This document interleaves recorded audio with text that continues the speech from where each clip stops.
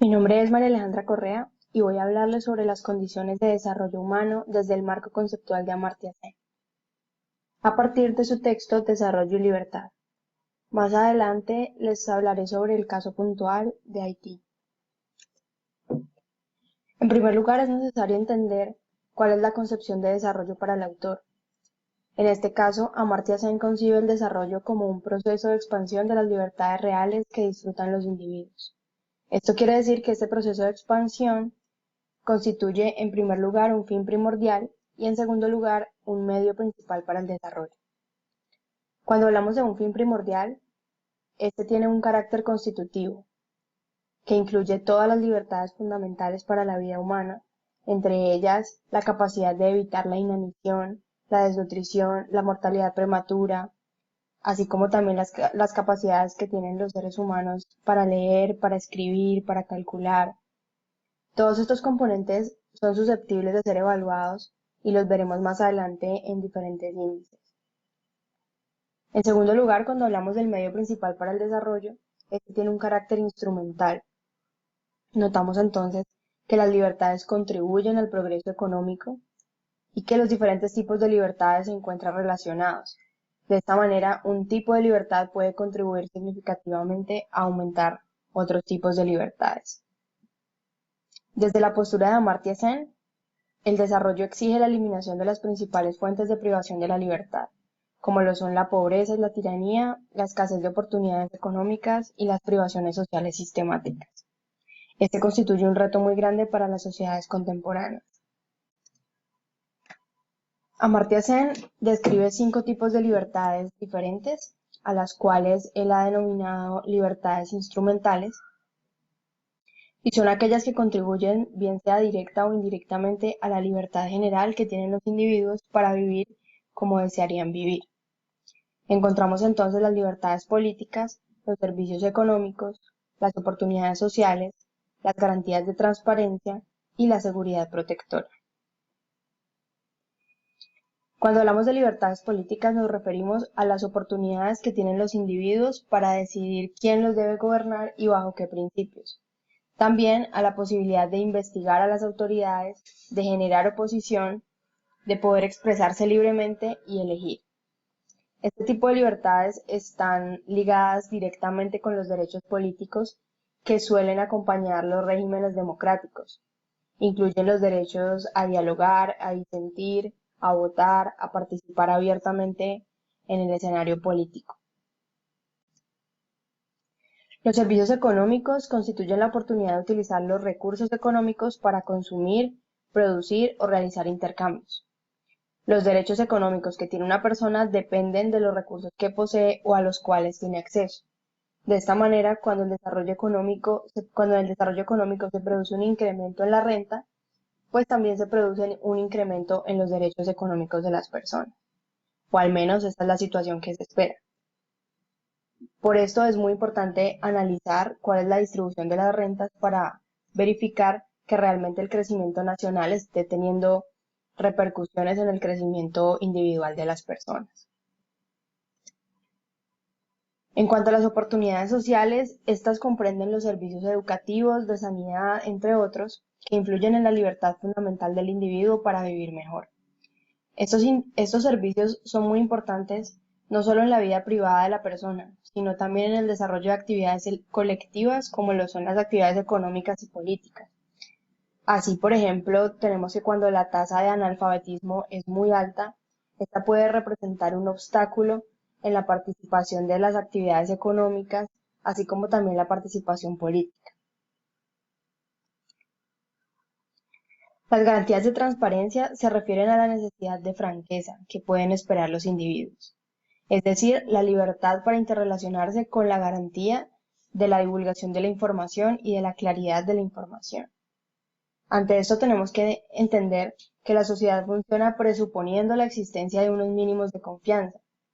Cuando esa confianza se viola, se afecta la vida de las personas a través de diferentes fenómenos como pueden ser la corrupción u otros fenómenos que finalmente terminan afectando la calidad de vida. La seguridad protectora brinda una red de protección social que impide que la población caiga en la mayor de las miserias, la inanición o la muerte. Comprende mecanismos institucionales fijos, como las prestaciones por desempleo o las ayudas económicas que se dan por ley a la población indigente. También mecanismos ad hoc que surgen como ayudas de emergencia ante situaciones puntuales, como para aliviar el hambre o el desempleo. Ahora vamos a hablar sobre el Índice de Desarrollo Humano. Este índice es un indicador estadístico elaborado por el Programa de las Naciones Unidas para el Desarrollo y contempla 3 parámetros fundamentales. Para cada parámetro existe un indicador. Así, por ejemplo, para el parámetro de vida larga y saludable está el indicador de la esperanza de vida al nacer. La educación se mide a través de los años promedio de escolarización o de los años esperados de escolarización. El nivel de vida digno se mide a través del PIB per cápita. De esta manera, cada dimensión se mide con un indicador que obtiene un valor numérico. Finalmente, el cálculo del índice del desarrollo humano se logra mediante la raíz cúbica del producto de estos 3 indicadores. Para ver exactamente el caso de Haití, entonces vamos a ver primero este mapa que nos muestra la distribución de los países según su índice de desarrollo humano.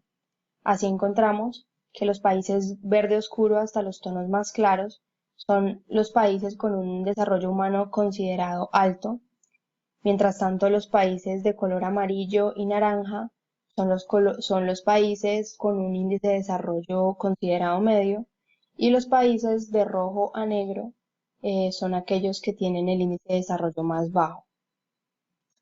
Si miramos, centrándonos ya en el caso de Haití, entonces encontramos que Haití es un país americano que se encuentra específicamente en la zona Caribe.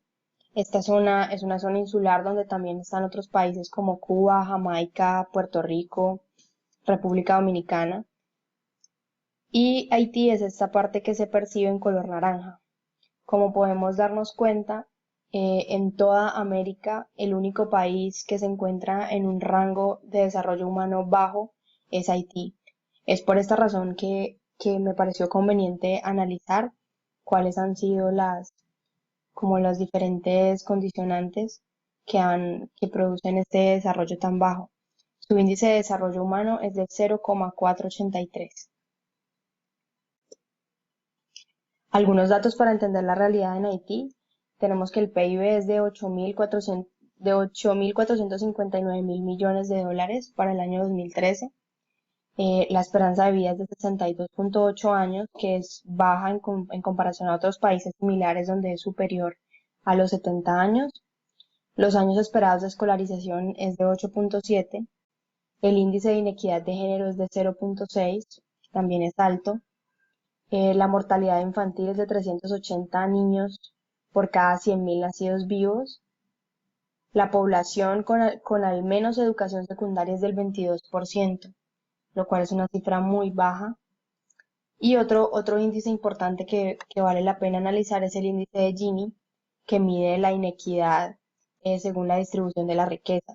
Tenemos que Haití tiene un índice de Gini de 60,8 para el año 2012, lo cual es muy alto y quiere decir que tiene una gran inequidad al interior del país y es incluso uno de los países más desiguales del mundo. Ahora vamos a analizar un poco la situación de Haití, teniendo en cuenta las libertades instrumentales que propone Amartya Sen. En cuanto a las libertades políticas, tenemos que los derechos políticos en Haití son restringidos constantemente. Los altos índices de corrupción impiden el acceso al poder, sobre todo a la población más joven, y la injerencia extranjera afecta notablemente la autonomía del Estado. En este artículo de Telesur podemos ver la incertidumbre política en la que se ha encontrado Haití recientemente. Este artículo es del 6 de febrero de este año, donde Haití ha pasado por una crisis política bastante fuerte.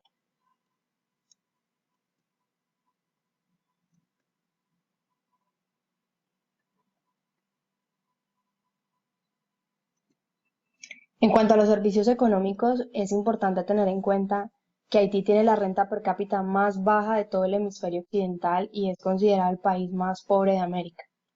Se encuentra en la posición número 163 entre 188 países registrados en el reporte del Índice de Desarrollo Humano de este año, del año pasado. Otro dato muy importante es que aproximadamente el 70% de su población se encuentra en la pobreza y de este 70% la gran mayoría vive incluso en la pobreza extrema, es decir, con menos de $1 al día.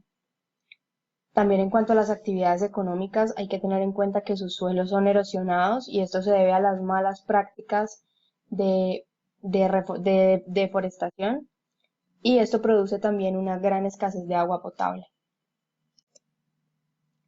La ayuda extranjera compone entre el 30 y el 40% del presupuesto nacional, es decir, Haití en gran medida depende de las economías internacionales que brindan ayuda. Y en septiembre del 2009 ingresó al programa de países pobres con deuda elevada del Banco Mundial. En cuanto a las oportunidades sociales que habíamos hablado, tenemos que la alfabetización en Haití es del 62,1%.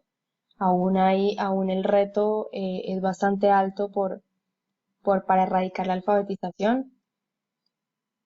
La analfabetización es solo la mitad de los niños de Haití se encuentran vacunados y solo el 40% de ellos tienen acceso a la asistencia médica básica, es decir, no cuentan con condiciones mínimas de salubridad y de desarrollo. La mitad de las causas de muerte se atribuyen al VIH, a la meningitis, la cólera, la diarrea y a otras enfermedades intestinales. Esto en gran parte a la poca disponibilidad de agua potable y a la mala alimentación a la que se encuentran expuestos los niños en particular.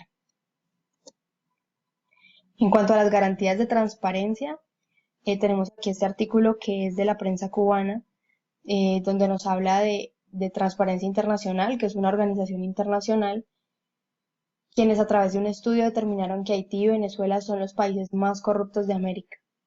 Esto se mide a través de un índice considerado el índice de percepción de la corrupción, en el cual se encontró que los haitianos realmente perciben altos índices de corrupción y no creen, no confían en el gobierno que tienen.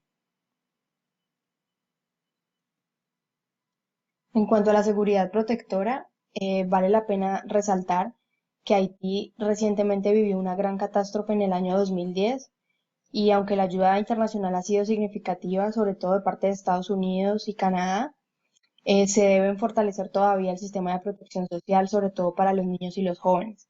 Esto se dijo en un informe de CEPAL, donde CEPAL y UNICEF analizan las políticas públicas que van orientadas a niños y adolescentes.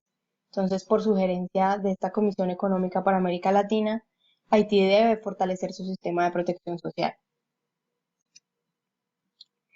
Finalmente, podemos concluir que desde la perspectiva de Amartya Sen, es posible evidenciar que cuando no se garantizan las libertades instrumentales, se afecta significativamente el desarrollo humano, dado que éstas constituyen medios fundamentales para conseguirlo.